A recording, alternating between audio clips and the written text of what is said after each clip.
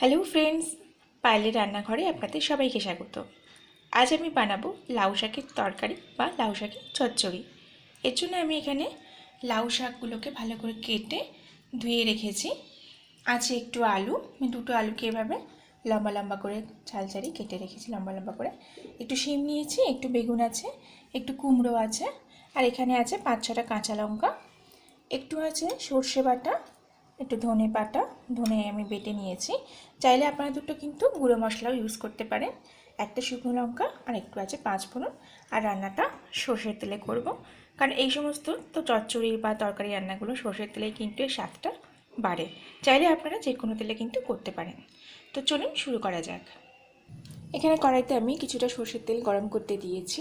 তেল গরম হয়েছে, আমি এবার ফোড়নটা দিয়ে দেবো। দিয়ে দিলাম শুকনো লঙ্কা, ফাটিয়ে দিলাম, দিয়ে দিচ্ছি পাঁচফোড়ন। ফোড়নটাকে আমি একটু ভাজা ভাজা করে নেব। দিয়ে দিচ্ছি প্রথমে আলুগুলো।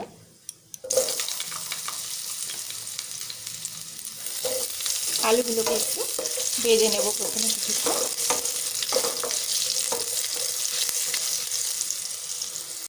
এবার আমি দিয়ে দেব শিমগুলো, কুমড়ো দিয়ে দেবো,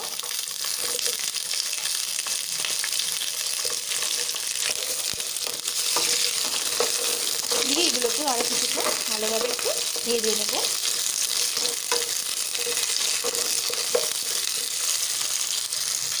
এবার আমি এর মধ্যে দিয়ে দেবো বেগুনগুলো।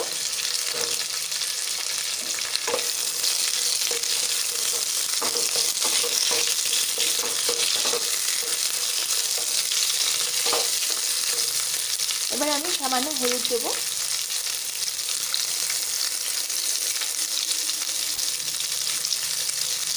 হলুদটা মিশিয়ে দেবো।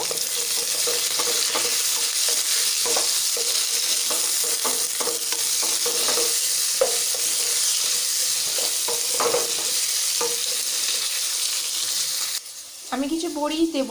বড়িগুলো আমি আগে শুকনো কড়াইতে একটুখানি নেড়ে নিয়েছিলাম, নিয়ে এবার আমি ওই সবজির সাথে ভেজে নেব। শুকনো কড়াইতে বড়ি আগে নেড়ে নিয়ে তেলে দিলে কিন্তু, ভাজার সময় দিলে কিন্তু বড়িগুলো তেল টানে কম। আমি এর সাথে একটু বড়িগুলোকে ভেজে নেব, যেটা আগে আমার শুকনো কড়াইতে ভালোভাবে নাড়া আছে।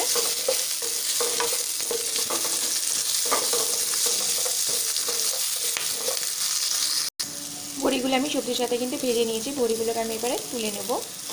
এগুলো আমি আবার পরে দেবো, বড়িগুলো এখন তুলে নেব। এবার আমি লাউ শাকগুলো দিয়ে দেবো এর মধ্যে।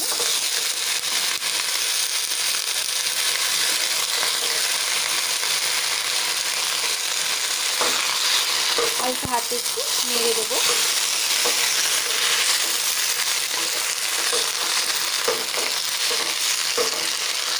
আমি এবার এটা মিনিট 5-এর জন্য চাপা দিয়ে দেবো।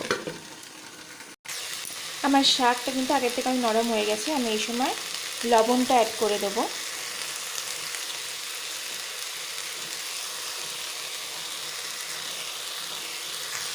মিশিয়ে দেবো।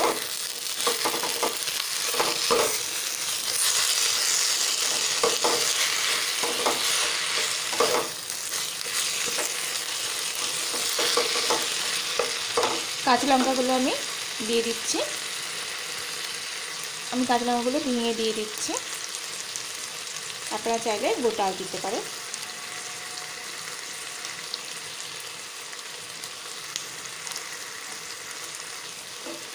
আমি আরও মিনিট 5 শাকটাকে ঢেকে রেখে দেবো। তা শাক থেকে যে জল বেরোবে তাতে কিন্তু শাকটা এবং সবজিগুলো সিদ্ধ হয়ে যাবে। দেখুন শাক আমার কিন্তু নরম হয়ে গেছে, শাক থেকে জল উঠে গেছে। আমি এবার এর মধ্যে অ্যাড করব মশলাগুলো। আমি এখানে জিরে বাটা, ধনে বাটা দিয়ে দিচ্ছি। 1 চামচ ধনে বাটা দিয়ে দিলাম। 1/2 চামচ সর্ষে বাটা দিলাম, দিয়ে ভালো করে মিশিয়ে দেবো।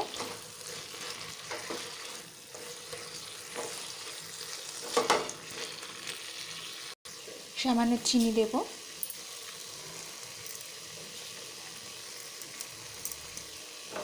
মিশিয়ে দেব। মশলাটা দিয়ে কিন্তু 2-3 মিনিট একটু কষিয়ে নিয়েছি। এবারে আমি এর মধ্যে জল দিয়ে দেবো। খুব অল্প জল দিলাম জাস্ট সিদ্ধ হওয়ার জন্য।